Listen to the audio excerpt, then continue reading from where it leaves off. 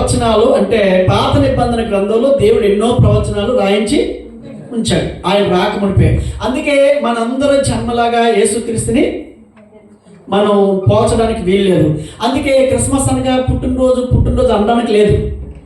యేసుక్రీస్తు వచ్చాడు, ఈ భూమి మీదకి వచ్చినటువంటి రోజు అది.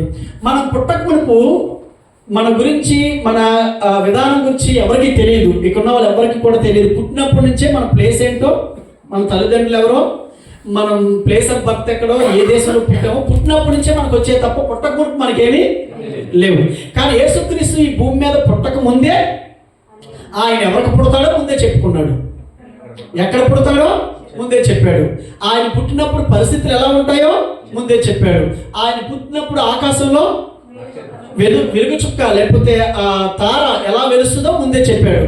అందుకని పుట్టక మునుపు మన గురించి ఎవరికి మనకు తెలియదు, మనకేంటి డాక్టర్లకు కూడా తెలియదు, ఈ భూమి మీద ఎవరికి తెలియదు. కానీ యేసుక్రీస్తు గురించి మాత్రం ఆయన పుట్టక మునిపే అన్నీ తెలుసు.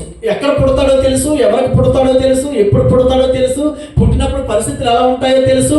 ఆయన పుట్టిన ప్రదేశంలో అంగలాపు ఎత్తి స్త్రీలందరూ రోదన ధ్వని ఎలా చేస్తారో కూడా ముందే దేవుడు చెప్పుకుంటూ వచ్చాడు. సరే, అయితే ఇప్పుడు యేసు ప్రభు గురించి మనం నేర్చుకున్నటువంటి ఈ విషయంలో మొదటి క్రిస్మస్లో ఉన్నటువంటి కొన్ని గుంపులు మనకు తెలుసు. ఆ గుంపులే మీకు ఆర్డర్లో చెప్పి, ఆ గుంపులోంచి ఒక్క గుంపు నుంచి ఒక్క మాట చెప్పి నేను ముగిస్తాను. ఒక ఇద్దరు దంపతులు ఉన్నారు, వాళ్ళు వృద్ధాప్యంలోకి వచ్చారు, వాళ్ళిద్దరికి పిల్లలు లేరు. ఆయనేమో యాజకత్వం చేస్తాడు, ఆవిడేమో ఆ యాజకుడికి సహకారిగా ఉంటుంది. చాలా వృద్ధాప్యం అయిపోయిన తర్వాత దేవుడి దూత వచ్చి ప్రత్యక్షమయ్యాడు. ఎవరికి? జకరియా, ఎలిషబెత్, వీళ్ళు ముసలోళ్ళు. వాళ్ళ దగ్గర ప్రత్యక్షమై ఏమన్నారంటే, భయపడకు జకరియా, నీ భార్య గర్భం ధరించి కుమారుని కంటదే చెప్పాడు. అప్పుడు బాగా ముసలోళ్ళు అయిపోయారు. ఎంత ముసలోళ్ళు అయిపోయారంటే వారికి ఇక పిల్లలు కనే శక్తి కానీ పిల్లలు పుడతారని హోప్ కానీ వాళ్ళకి లేదు. అలాంటి టైంలో దూత వచ్చి చెప్పాడు. మనందరికి ఎలా ఉంటుందంటే, మనం ఎప్పుడు అనుకున్నామో అప్పుడు దేవుడు చేస్తే బాగుంటుంది అనుకుంటాం. మనం ఎప్పుడు అనుకుంటామో, ఏ టైంలో జరగాలని కోరుకుంటామో ఆ టైంలో జరిగితే దేవుడిని ఇంకా కొంచెం హుషారుతో ఆరాధిస్తాం. కానీ దేవుడు ఏమంటాడంటే, నువ్వు అనుకున్నప్పుడు నేను చేయను, నేను అనుకున్నప్పుడు నేను చేస్తాను. అంత మాత్రమే కాదు, నేను అనుకోవడమే కాదు, ఇక నీకు ఆశలన్నీ కోల్పోయి ఇక నీవు ఎందుకు పనికిరావని కూలబడిపోయిన టైంలో నేను చేస్తానని చెప్తాడు దేవుడు. దేవుడి పద్ధతులు, ప్లాన్లన్నీ ఈ విధంగానే ఉంటాయి, మీరు అర్థం చేసుకోగలిగితే. అందుకు అలాంటి టైంలో వచ్చి మాట్లాడగానే యోహాన్ ఏమన్నాడంటే, ఈ జకరియా ఏమన్నాడంటే,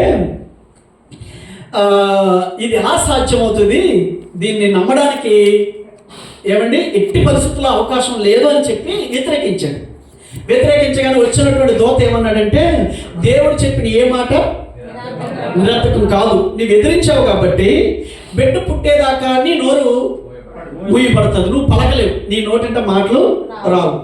మీరు ఎప్పుడైనా ఆలోచించారా ఎందుకు నోరు మూసాడు? ఆలోచించండి ఎప్పుడైనా, ఎందుకు ఆ పనిష్మెంట్ దేవుడు ఇచ్చాడు అన్నది మీరు ఎప్పుడైనా ఆలోచించాలి. అయితే 6 నెలలు అయిపోయింది, తన భార్య గర్భవతి అయింది. ఇప్పుడు 6 నెలల గర్భవతి ఆవిడ. 6 నెలల తర్వాత నజరేత్ అనే ఒక ఊర్లో ఒక చిన్న బాలిక, ప్రదానం చేయబడినటువంటి ఒక అమ్మాయి ఉంటే, ఆ కన్యక దగ్గరికి దేవుని దూత మళ్ళీ వచ్చాడు. ఎన్ని నెలల తర్వాత? 6 నెలల తర్వాత. అక్కడేమో యోధా కొండసీమల్లో లేదా యోధా ప్రాంతంలో ఉన్నటువంటి ముసలోళ్ళ దగ్గరికి వచ్చి ప్రత్యక్షమయ్యాడు. ఇప్పుడేమో ఒక పెళ్లి కాని కన్యక దగ్గరికి వచ్చి ప్రత్యక్షమై ఇక్కడ కూడా బిడ్డలు పుట్టే శుభవార్త చెప్పాడు.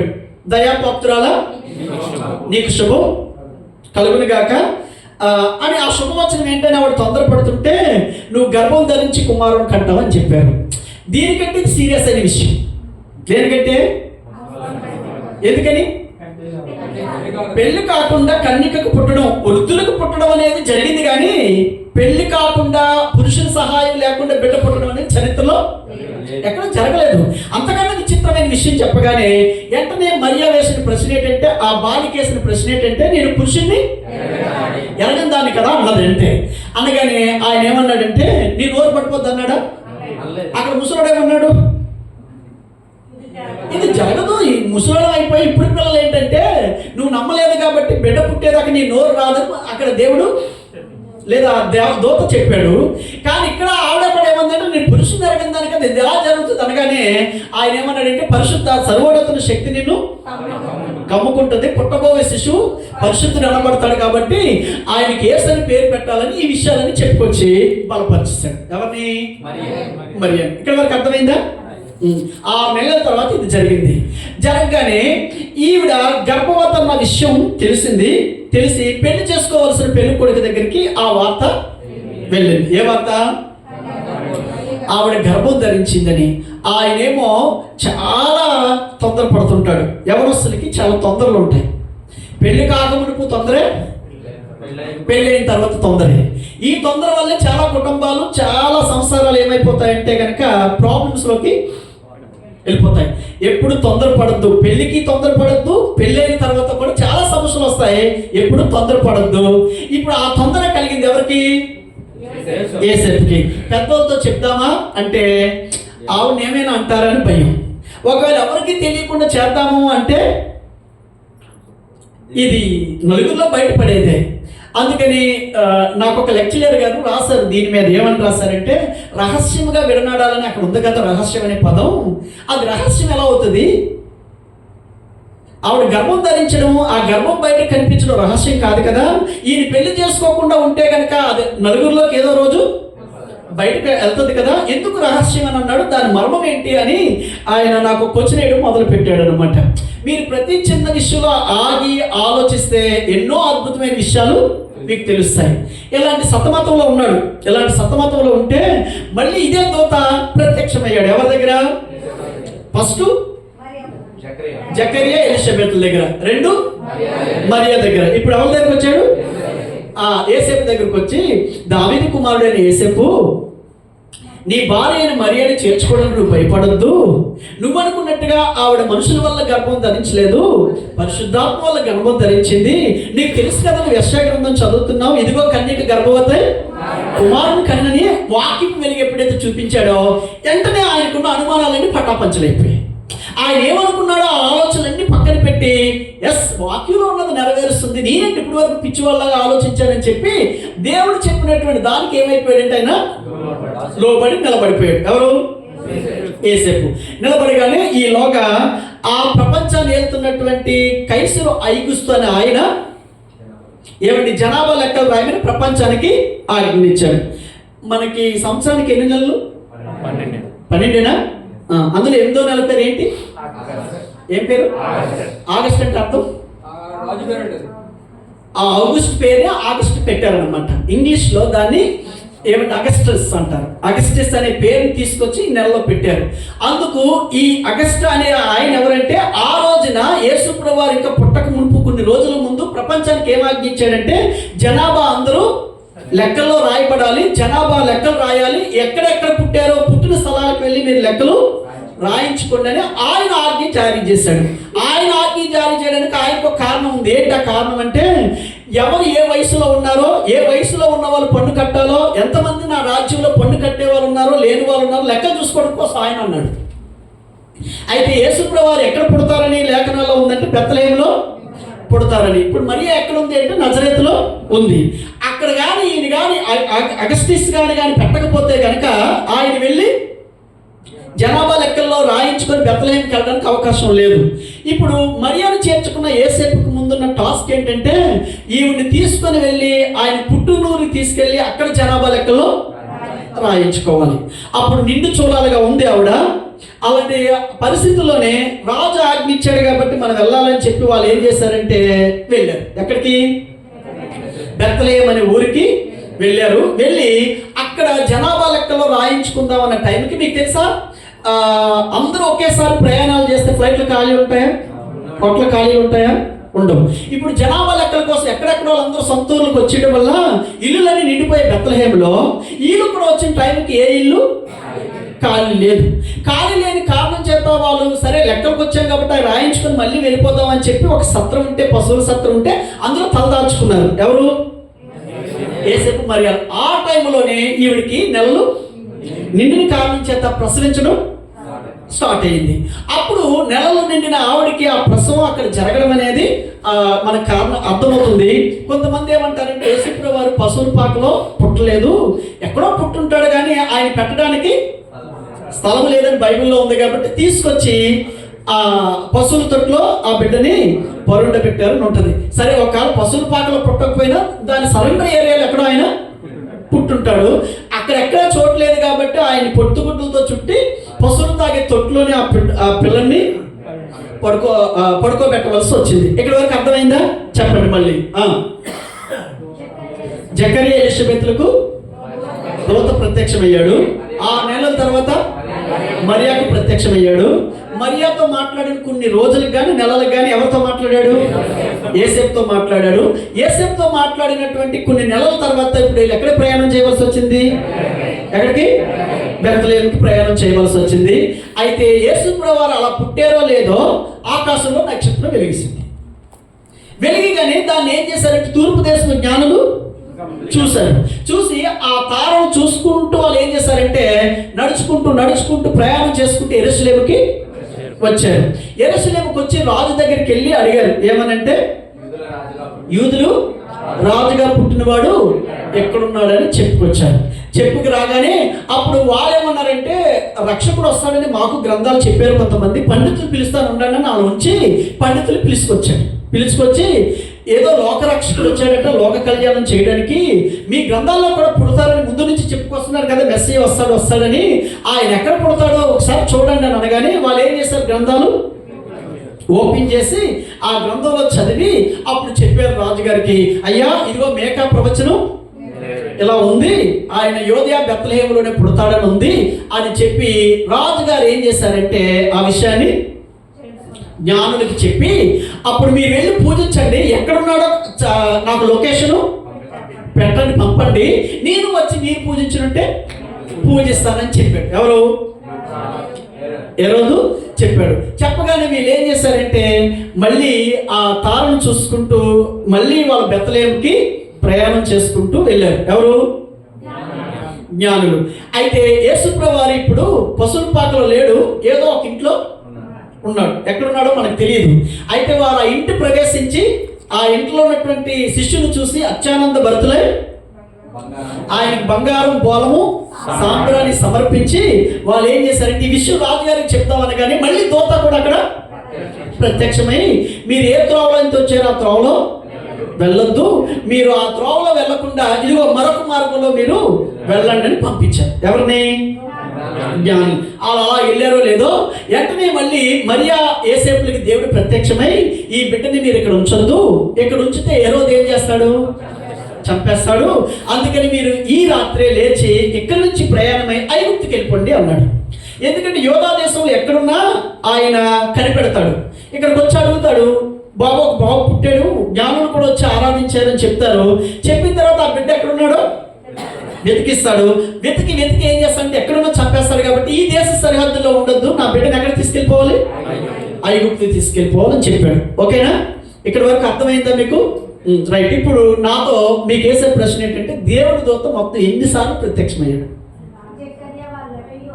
ఎన్నిసార్లు అడుగుతున్నాను, తర్వాత దాన్ని విడదీద్దాం. 3 సార్లు 5 సార్లు. ఎక్కడెక్కడ చెప్పండి?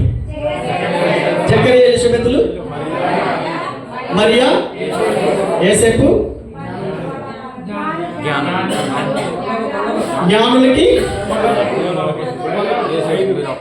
మళ్ళీ యేసేపు. మరి నేను చెప్పిన స్టోరీలు 5, కానీ మన మధ్యలో గొల్లల్ని యాడ్ చేయం. గొల్లలకు కూడా దేవుడు దూత చేంజ్ చేశాడు, ప్రత్యక్షమై ఆ గొల్లలకు కూడా చెప్పాడు. ఇది క్రిస్మస్ సినారీలో లేదా క్రిస్మస్ యొక్క స్టోరీలో ఉన్నటువంటి స్టార్టింగ్ నుంచి ఆయన ఐగుప్తుకి వెళ్ళేదాకా ఉన్నటువంటి స్టోరీ.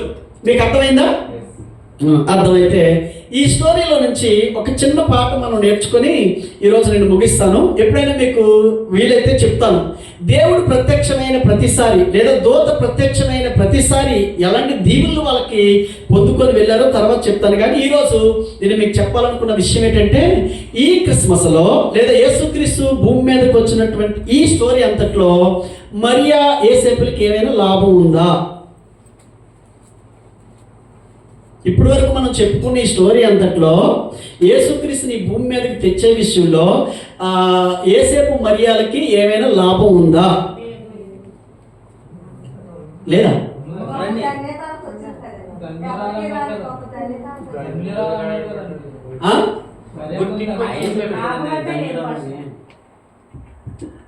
వారు భౌతికంగా కానీ, ఆర్థికంగా కానీ, శారీరకంగా కానీ, కుటుంబ పరంగా కానీ వాళ్ళకి ఎటువంటి లాభం లేదు. కానీ ఏ యెషయా అయితే కన్యక గర్భవతి బిడ్డను కని భూమి మీద పంపిస్తారని ప్రవచనం నమ్మారో, కన్యక గర్భవతి కుమారుడు కంటదని ఏ విషయాలైతే మరియా యేసేపులు నమ్మారో, ఆ నమ్మినటువంటి సత్యం కోసం వాళ్ళు ఏం చేశారంటే నిలబడ్డారు. ఏం చేశారు? వాళ్ళు నిలబడ్డారు. అలా నిలబడ్డారు కాబట్టే వాళ్ళు కష్టపడ్డారు. మనకేమి ఇచ్చారంటే వాళ్ళు రక్షణ తెచ్చే రక్షణకర్తను మనకి అందించారు. క్రిస్మస్ అనేది ఏమంటే ఒక సత్యం నువ్వు తెలుసుకున్న తర్వాత, ఆ సత్యాన్ని నువ్వు అనుభవించిన తర్వాత, ఆ సత్యం ఏం చేయాలంటే ఇంకొకరికి అందివ్వాలి. అదే క్రిస్మస్. ఏం చేయాలి? నువ్వేదైతే సత్యం తెలుసుకున్నావో, సువార్త తెలుసుకున్నావో, సంతోషం తెలుసుకున్నావో, ఆ సంతోషకరమైన సువార్తమానం నువ్వేం చేయాలంటే ఇంకొకరికి అందించాలి. అలా అందించేటప్పుడు చాలా కష్టాలు ఉంటాయి. నువ్వు అలా అందించేటప్పుడు చాలా విధమైనటువంటి వైరాగ్యాలు ఉంటాయి. ఆలోచించండి మీరు. ఒక చిన్న వయసులో ఉన్న పిల్లలు, మరియా యేసేపుల వయసు పెద్ద వయసు ఏం కాదు.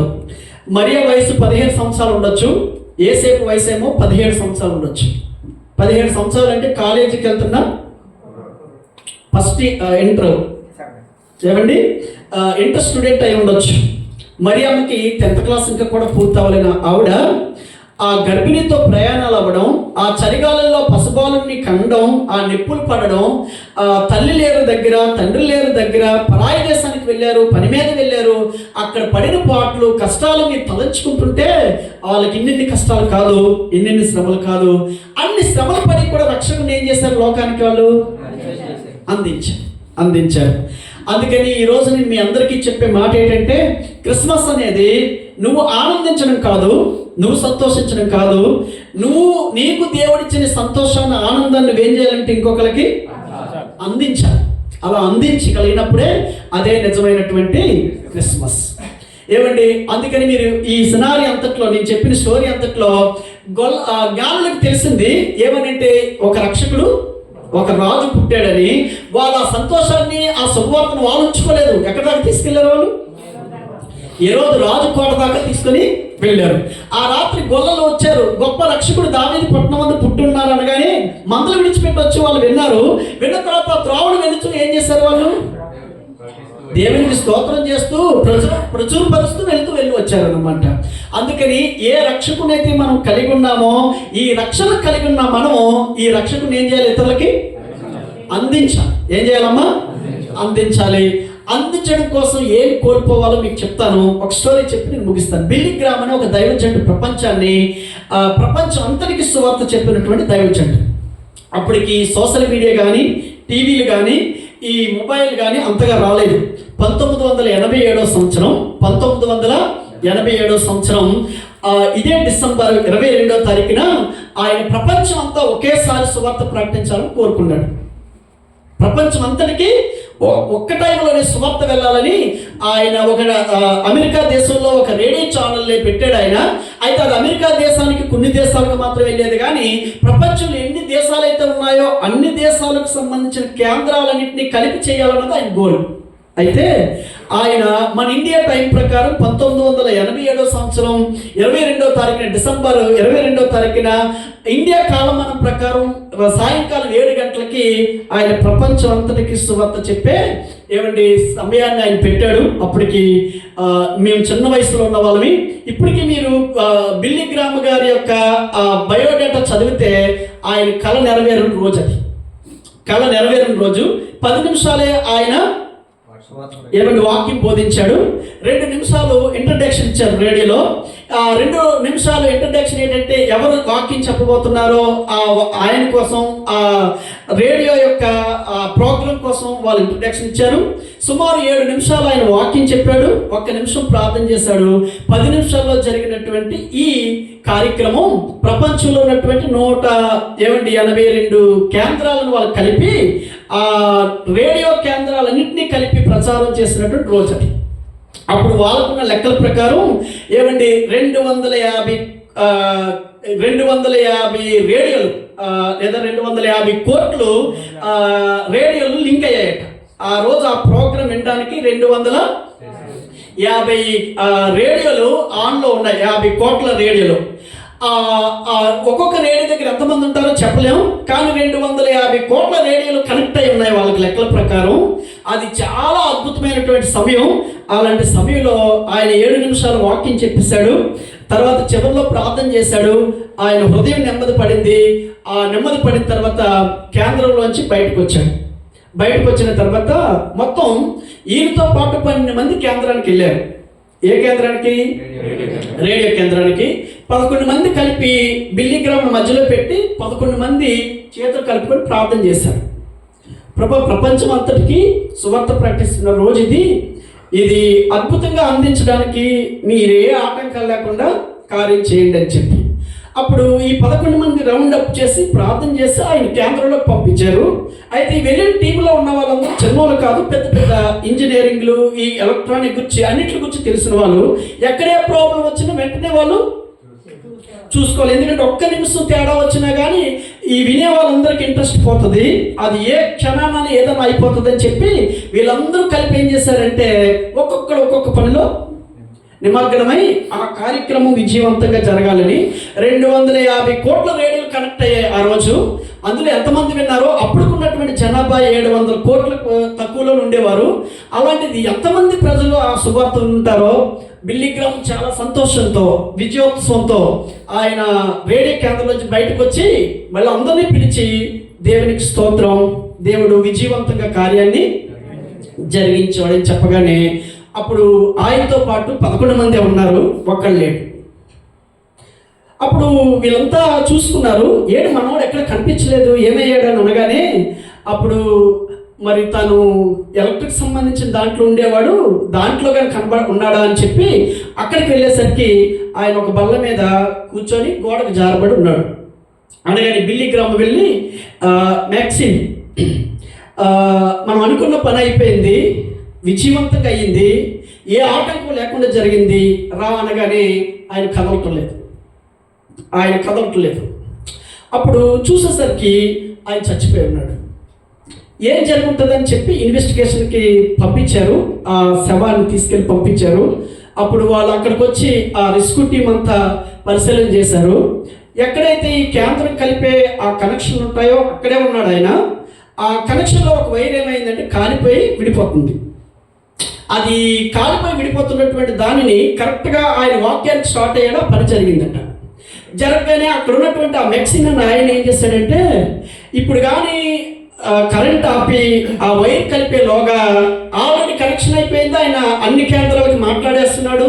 ఇలా మాట్లాడే టైంలో కరెంట్ ఆపితే మొత్తం అంతా సిస్టమ్ అంతా ఇదైపోతుందని చెప్పి ఆయన ఏం చేశారంటే తెగిపోయిన ఆ వైర్ను ఒక చేత్తోను, తెగిపోయిన ఈ వైర్ను ఒక చేత్తో పట్టుకొని ఆయన కలిపేసేసరికి ఆయనలోంచి కరెంటు పాస్ అయ్యి ఏమైందంటే కనుక ఆ 7 నిమిషాలు కూడా కరెంటు పాస్ అయ్యి వర్తమానం వెళ్ళిపోయింది, కానీ ప్రాణం పోయింది. అందుకు బిల్లి గ్రామం ఏ స్టేజ్ మీద నిలబడి ఇప్పుడు ఏం చెప్పేవాడంటే, ఇతరులకి మనం ఏదైనా అందించాలంటే మనం ఏదో పోగొట్టుకోవాలి, ఏదో కోల్పోతేనే ఇతరులకు మనం ఏదోటి అందించగలుగుతాం. ఆనాడు లోకరక్షకుని లోకానికి తేవడం కోసం మరియా యేసేపులు ఏం కోల్పోయారు? మీరు ఆలోచించండి. పెళ్ళైన తర్వాత, బిడ్డలు పుట్టిన తర్వాత మీకు ఎన్ని కోరికలు ఉంటాయో, ఎన్ని ఆలోచనలు ఉంటాయో, గర్భంతో ఉన్న ఆడపిల్ల ఎన్ని తినాలనుకుంటుందో, ఎన్ని ఆశలు ఉంటాయో, ఆ ఆశలకి తీర్చడానికి మరియాకి ఎవరు లేరు.